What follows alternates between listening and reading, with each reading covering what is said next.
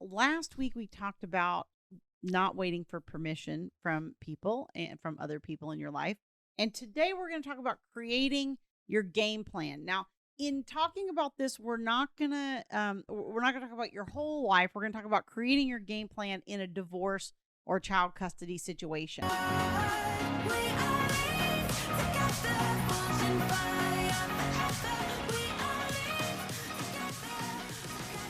Okay, so honestly, most people start this process by doing what? By going to an attorney. Uh-huh. And they should Oh, I start got this. one right. Very good. There's a cookie waiting for you in the other room. Okay, so, but we believe they should start this process by doing what? Going to an attorney. No. I know you are an attorney. Honestly. And putting down a big retainer. No. But I thought you were going to say, I don't know, have a conversation. Well, no, but I'm thinking as far as creating your game plan. Oh. As far as getting help creating your game plan, Thomas, I don't know that this was your very first call, but this is what Thomas did is you got a coach. Yeah. You got a coach. And that's a lot of what Thomas and I do. And I think people don't always understand what it is. Or getting a coach is the first thing you should do. Getting a coach is the first thing you should do. Right, because you're a coach. That's why you said that. There you go. Not the attorney. You need the coach.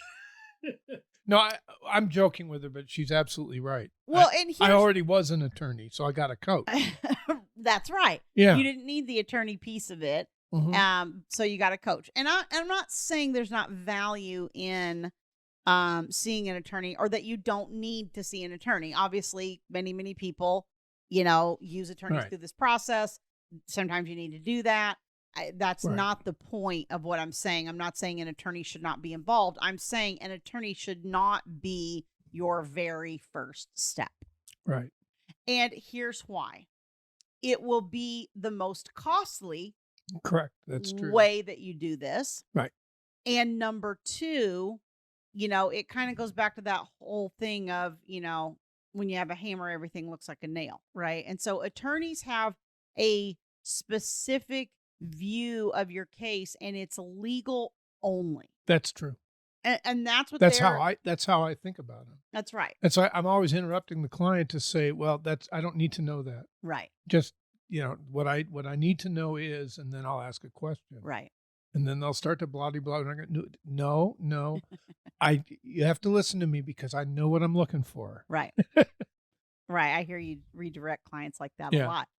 And it's kind of funny because I get calls all the time. I got another one a few days ago from somebody who has had multiple attorneys throughout their case. Yeah. And she and I spent about an hour, over an hour, close to 2 on the phone.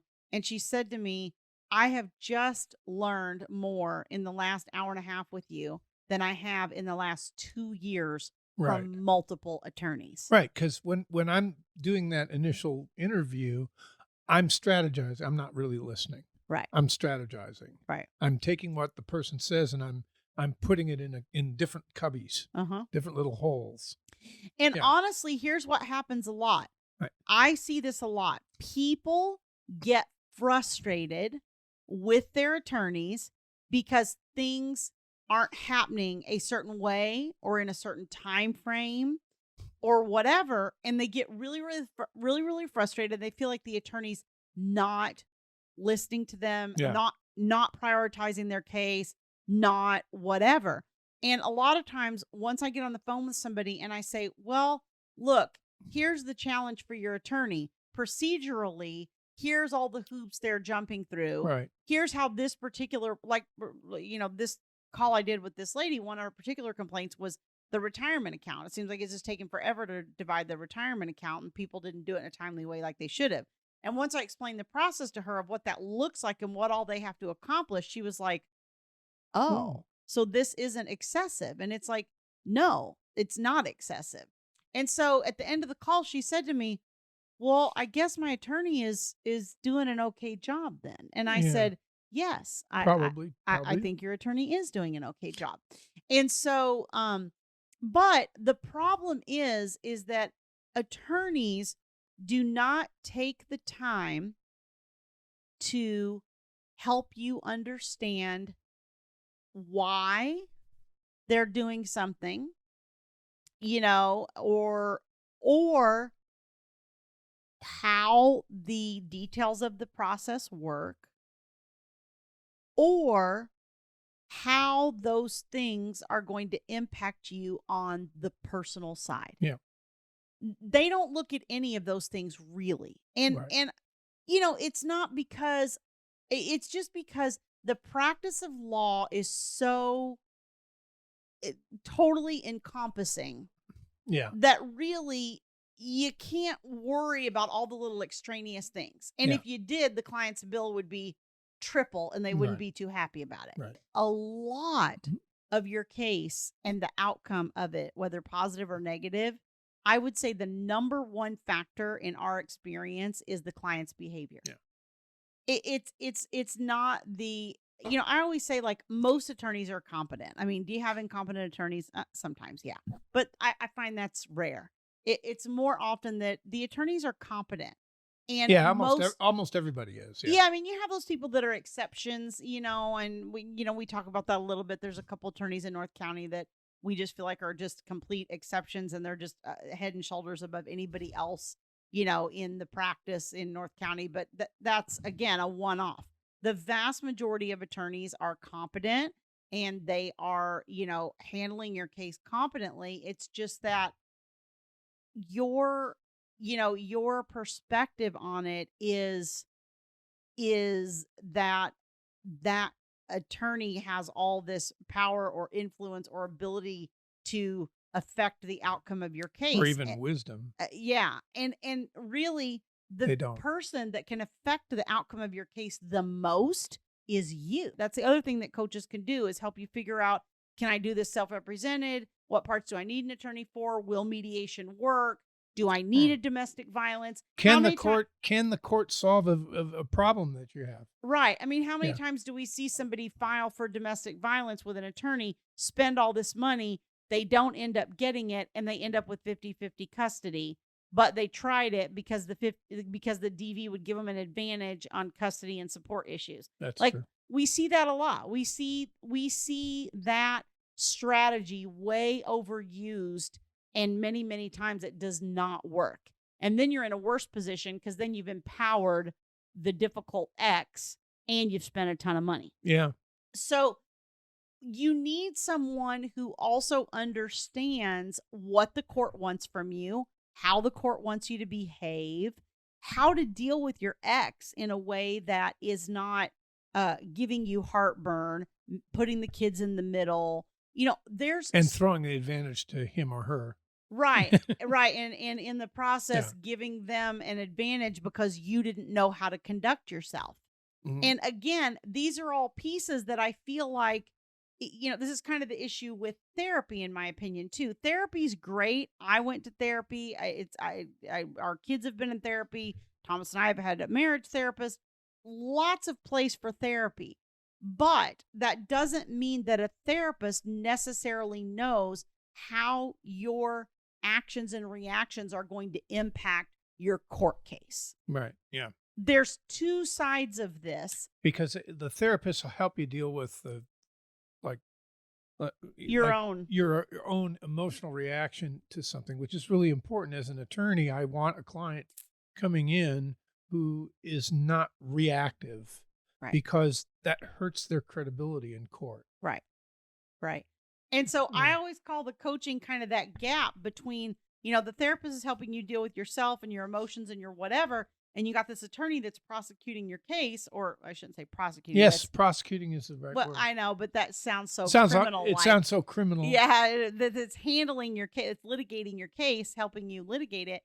But then there's Yeah. this abyss between the legal part and the therapy part, Right. where all of your day-to-day interactions and decisions happen.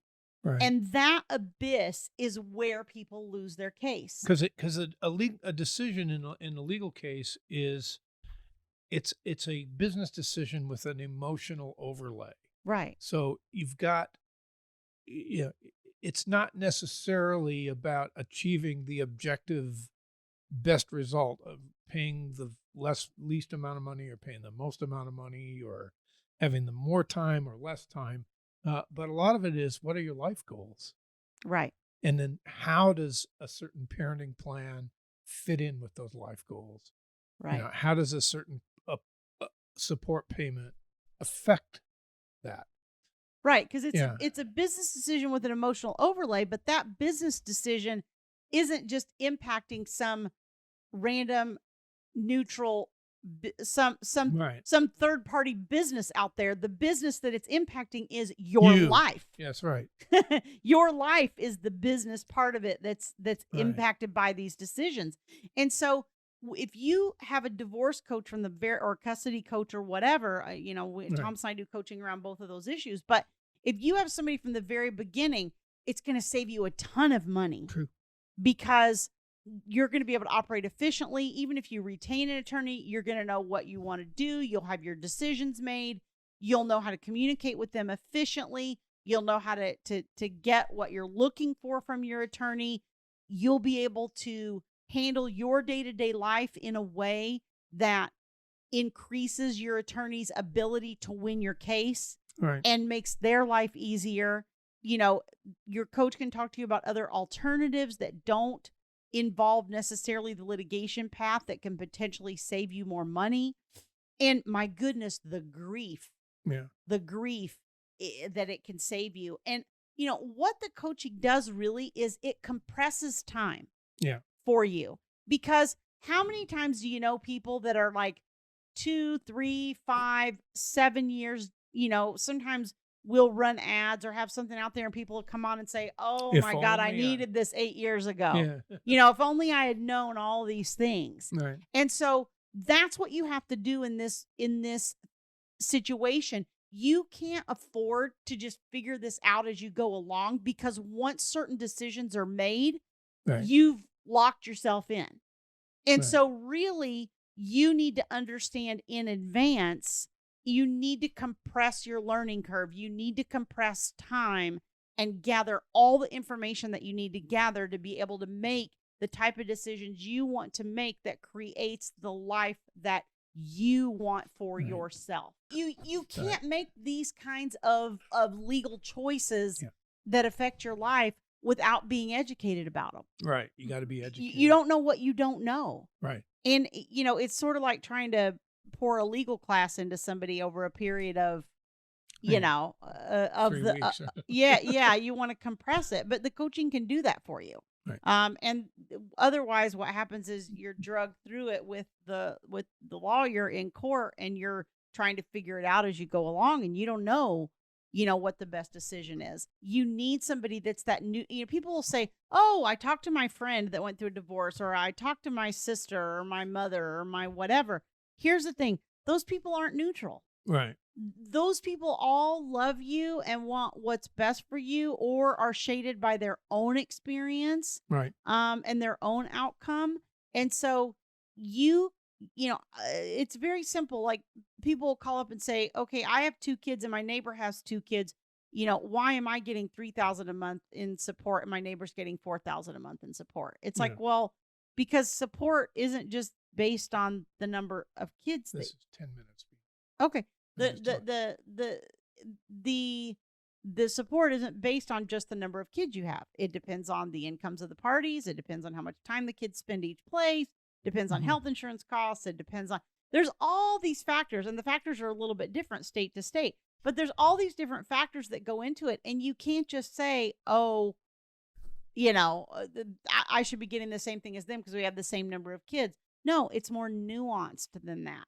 And so that's the kind of stuff that you really, in order to have an effective game plan and not spend your entire life savings, you need to invest some money up front in getting help and getting educated in a way that takes into consideration both the legal aspect of what you're dealing with and the life aspect of what you're dealing with, because they're intertwined. You cannot separate them. Amen, sister. True. Yep. All right. Any parting wisdom? No, you've given us all the wisdom you have. That's it. I'm an empty vessel at this point. All right. So we hope this is helpful for you heading into the new year. If you've been struggling, and you're not at the beginning of the case, but you're having some of these struggles that we talked about, now's the best time to get some coaching help, because it's the only way most of the time that people can change the trajectory of what's happening in their case. Is you have to start getting that outside education and understand what's happening. So if you need that, give us a call, visit our websites, Thomas's website's myfamilylawoffice.com, and our podcast sites, divorceuniversityonline.com. You can get more information at either of those. If you are listening to the podcast, don't forget to rate and review us, and also subscribe so you get notified of new episodes. If you're watching us on YouTube, please hit the like button below if you like this video, and also subscribe to the channel so you get notified as new videos are released each week. And we will see you soon. Take care. We'll grow in number, fueled by them to see the horizon.